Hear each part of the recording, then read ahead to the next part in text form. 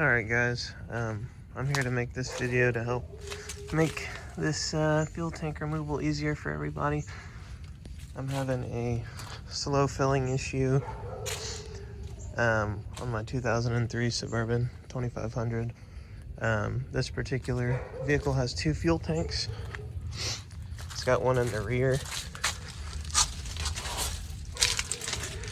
right here. And then it's got the main tank right there that runs along the driver's side of the vehicle. While I'm trying to figure this out, probably needs a charcoal canister and the line's blown out. But I'm gonna go ahead and drop this tank and this tank and put new fuel pumps in it while it's down, just so I don't have to do it again. Now you're gonna want to start off just by jacking up the vehicle and putting it on jack stands. And then the first thing I had to do was take my rear bumper off because I have an aftermarket bumper, and it made it a lot easier to get to some of the connections right up here near the fuel filler. You're going to want to take your bracket off that holds the spare tire first. It's got a bolt on both sides on the side, and then it's got two bolts at the top here, and it just comes straight down, and that's after you lower your spare tire, and that goes just right up here, these two bolts, and then you can see the two holes, one there and one there, and it just drops straight down. And then the second thing, you disconnect the fuel filler. So your gas cap nozzle right here, there's this hose right here. This connects to that rear tank. You have to take that off. Alright, the second thing I'm going to do here is I'm going to take the fuel filler for the primary tank off. That goes to this secondary tank. So here's the back of the car, runs straight up, and that's gonna go around here to the main tank. So I'm gonna take that off. Then there's also a secondary line next to it that I'll be taking off here. You can see. So both these two lines will have to come off. Alright, after a little bit of wrestling, I was able to get this main line off that goes to the primary tank. I'm gonna work on this line here next. If you don't have hose pullers, I would recommend getting a set of these. Lets you get up in here and break the seal, helps you pull it off. Just be careful with these. You can break these fittings off pretty easily. Something to note while you're doing these lines, on mine, the hose clamps were facing upward. I believe it's because they assemble these vehicles from top down. So I had to get mine loose with a little short wrench, and then once it was loose, I was able to spin it down to where it was on the bottom side, and I could get my impact up there to loosen it all the way. And once it's loose, you can just slide it all the way back over and then just pull it off. Okay, I got both of these lines disconnected up here. So now we can move on to the tank itself and how we're gonna start dropping it. So I just used the scope here to look up above the tank to see what all there is as far as things we need to take down or take off to take the tank down. And right above this cross member, kind of in line with the back tires, if you go up above it, you'll see there's these two lines right here. I don't know how well you can see it. So you got to disconnect both of those fittings there. And then I believe there's another line that runs back to the fuel pump, and I think once you start dropping it, you can disconnect that one. But these two front ones, I believe you need to take off in order to start dropping the tank. So I'm going to work on that. And once those are off, I'll probably get the jack up underneath here, and then I'll loosen these straps that are holding it up and start lowering the tank down. Okay, so on these fittings up here, you just got to grab them.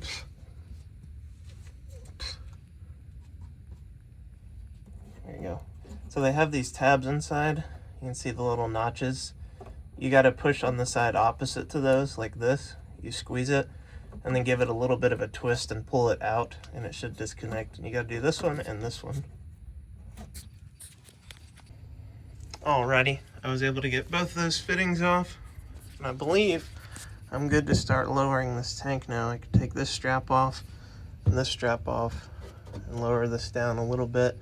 And then we're gonna have to get up into the fuel pump, you can see this line here. Oop, this big line right here. This one runs all the way to the transfer pump up there in the tank. And the only way to get this fitting off here is to press it this way. So I think we gotta lower the tank first. All right, so I have my jack hooked up here. I got some blocks on top of it. And I got the strap on the left side loose, and the right side is also loose. And the tank itself is loose as well. If I drop the jack, it'll come down. This thing, as you can see it wiggling there. This thing is very light, so I'm pretty sure it's almost completely out of gas, which is good. Then I'm gonna go up and unhook both of these to get these down so I can drop the tank in. And then once I do that, I'm probably gonna take the tank, you can kind of see it here. I'm gonna probably get it to about this level, so that way I can look on top of it and get everything else disconnected that I need to. And then I'll drop it all the way to the ground and slide it out. Okay, I have the tank lowered. It's kind of resting on the exhaust hanger bracket and a jack I have here, and then another jack I have here on this side, although this jack's not really doing a whole lot. I think the fuel filler is holding it up as well slightly right now. One thing to note while you're under here, the fuel filler line that you disconnected from the main tank has a little, let's see if I can show you, a little plastic bracket around it. I had to unhook it. You can see the bottom of it's on that right side, and this flips over. So I have this kind of loose now. You can see that's flopping. So you got to disconnect that so it can slide backwards. And then there's also this fuel line right here. Let me see if I can get a better angle for you. Not sure if you can see that or not. Hold on. Yeah, that line right there, you got to disconnect that. So I'm pretty sure it's a 3/8. You're going to slide your tool up underneath the flange right there, and you're just going to pull this back. So I'm going to try that right now, get that loose. All right, I was able to get that fuel line off pretty easily. It just slides back. Camera will focus. There you go, you can see it there, leaning down. I noticed when I went to drop the tank even more, I saw this little line right there where that wrench is. That's also connected to the tank. It's right next to the filler line right here. So you're gonna have to disconnect that one as well. Working on that now. All right, so I got this side line off. Turns out there's actually another line up near the filler as well. There's two up there and then one on the side here. All right, I just got the rear tank out. Kind of give you a shot here of everything you gotta disconnect. So you gotta disconnect those two fuel lines on the right, this one here on the left, and then there's the main line, which is this right here. It goes up to that bung on the tank there. And then there's these three lines here on this left side. I'll show you where those go. So if you're on the driver's side of the vehicle, this one that has nothing on it there is the middle line on the tank, so this curved one right here. And then this one here on the left is the far side filler on the filler neck, and then the big line is the main filler neck. This one here goes up there as well. Alrighty, I got this tank here on the ground. I got all the holes all plugged up. I taped over them, put paper towels on them so nothing gets in them in the time being. Alrighty, so we're gonna resume here today. I already took the main shield off of the main fuel tank. There's 3 bolts, one there, and one there. I'll show you where those are at. If you come to the back wheel, there's a bolt hole. It's gonna be right here. You're gonna take that off. And then if you get up underneath it, there's one right here, and then right here next to it, and this whole shield just tilts off, and you have to push it that way. And it gets kind of caught up in this linkage here. You just kind of gotta twist it around and it'll come out eventually. So now I'm gonna get to working on dropping this tank to get the lines off it. All right, so we're up under here. There's a bolt here on this first strap towards the front of the vehicle. And then on the second one back here near the rear. There's another bolt here you're gonna have to take off. That'll take this strap off holding the tank on, and it kind of goes up around the shield on this tank. So you gotta kind of watch out. I'm gonna loosen these and put the jack under it. That way we can support it a little bit. Alright, I got the straps off. See, I got the tank partially lowered here. I have it on a piece of wood on a jack. I do have someone else that helped me get it lowered just because I didn't want it to fall, but it was actually stuck pretty good up here on this back cross member. But I got it lowered here. You can see it's got the fuel lines there, the electrical connector on the pump. And then if you look towards the front, there's this little bracket here and that one up front, and this line right here runs all the way down. You have to pop it out. And then the very, very front, there is still an evap line. Let me move the tank so you can see it. See that line up there on the front? You gotta disconnect that one. And then I believe this tank will drop all the way to the ground. So we're gonna work on that now. Alright, so I'm laying on my back right now. I'm up here near the front of the drive shaft, the transfer case. There's a little slot in the shield right here. And I was able to stick my hand on this side of the drive shaft, furthest from the gas tank, and kind of wrap it. Actually, no, I'm sorry. I went through the slot, I think. Yeah, and I pushed my arm up here, and I was able to get this vent line disconnected. You can see it hanging out up there. So I got that disconnected. From on top of the tank here, you can see it hanging out. As soon as I disconnected, the whole tank shifted, so be careful. So I'm gonna work on getting it dropped down now, and then we'll disconnect the 3 fuel lines on the pump, and then we'll get the electrical connector off, and I think we'll be able to slide this thing out. Here's another angle of the that vent line that we took off, just so you can see. It's right there. I was able to get it disconnected from the opening in the shield right there. Stuck my hand up around the drive shaft and through. Get that disconnected. Thankfully, you can use your fingers pretty easily to pinch and squeeze it and slide it. So now we're going to work on these 3 lines right here and that electrical connector.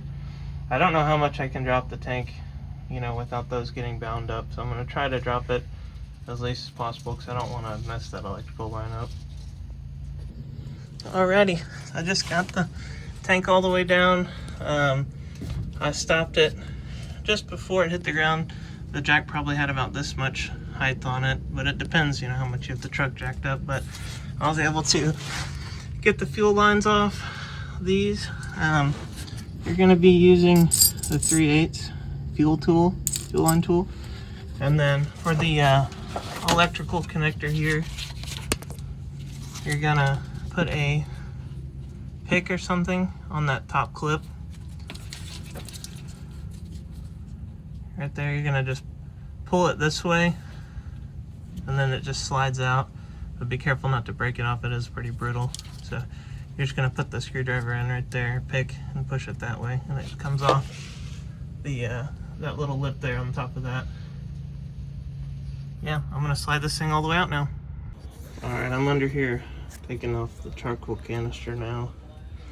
There's a 13mm that goes right here. Fits down in there. You see these. And then there's one on this side as well, on this cross member. I got this first line off. I had to put a screwdriver in these 2 tabs to push it down and pull it out. Working on the other 2 lines now. Okay, after lots of trying, I was able to get it out. This line here was up right here next to these 3. You gotta pinch all these and pull them to get them off. This charcoal canister had the 2 bolts on the bottom. And then you had to open these up, pinch this down, slide this hose off, and then this big one was on there as well. I had to get a little pocket screwdriver in this hole to depress this, and then another screwdriver here to pull that out. And then it let this line free. So be careful on that line. Alrighty, I'm doing the fuel filter now. This is the old one that came off. I don't think it had ever been replaced before. It was super hard to get off. So I'll show you where it's at. And I'll show you what I did to get it off. Alright, so I'm here up underneath the vehicle. You have your front driver's side tire here. If you come along the frame rail to the first cross member where the transfer case sits, it's going to be right up here inside the frame rail. It's got two lines going to it, one on the left side, one on the right. Plugs into this side here. Then get you a shot. Yeah, right there. Now, taking these off, you're going to have a 20 millimeter on the actual oil filter itself. And then this is a 16, so you want 2 wrenches. You're going to have to hold the filter still while also trying to break this loose. The way I had to do it with this right side line towards the engine, there is a spot where they clip in. You can see it right up there. This line, let's see here, this line clips in right here. I took it out because I wasn't able to get any leverage the way the filter was sitting, so I had to unclip the line and I had to slide this out. So just be aware of that. And then I was able to get a wrench on both sides of it. I'm still dripping fuel here. I was able to get a wrench on both sides of it and just squeeze it between my palm essentially, and it was able to break loose, but it was super tight. I don't think it's ever been replaced, like I said, so I'm going to work on getting this one tightened up. One thing to note, once you have both the lines off, you want to make sure that the O-ring is still on each line going back in the filter. Alright, I'm going to install the new charcoal canister. I was able to get these fastener screws back in the new one from the old one. I was able to slide the bracket on as well. I had to tap it out with the screwdriver and tap it back in. So I'm going to install this and I'll be back. Alrighty, got the new one back in. Got all the lines plugged in. Got it tightened back down.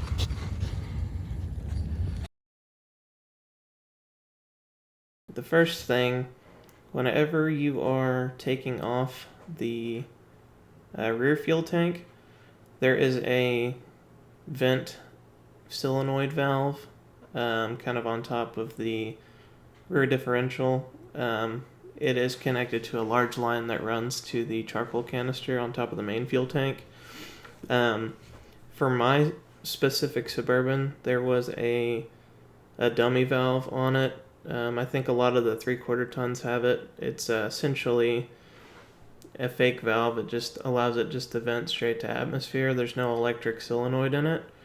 A lot of them, there is an actual electrical plug that you have to plug into that solenoid. Mine didn't have that. So when I went to order parts, I actually ordered a new one, and it came with a plug on it, and I realized then I did not need that new part because the old one is essentially just open straight to air. So I just reused it.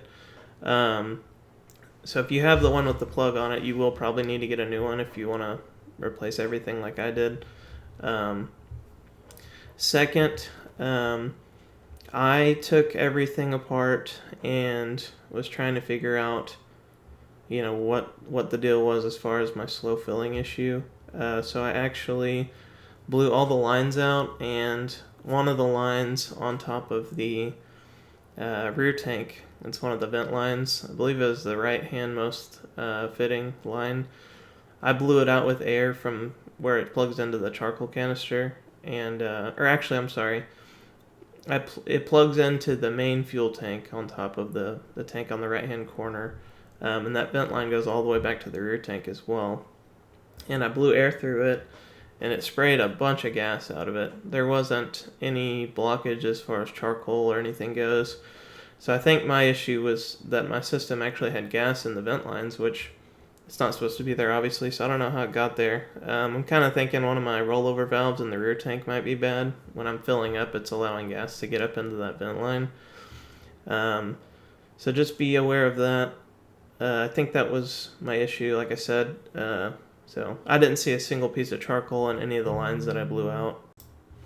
Another thing that I failed to mention in the video, whenever you are taking out the main fuel tank, it has the 3 fuel lines that connect straight to the fuel pump.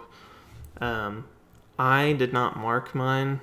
You will probably want to take a marker or something and draw on the flange to the actual connector on the fuel pump itself with different colored markers, so that way you know which fuel line attaches to which fitting.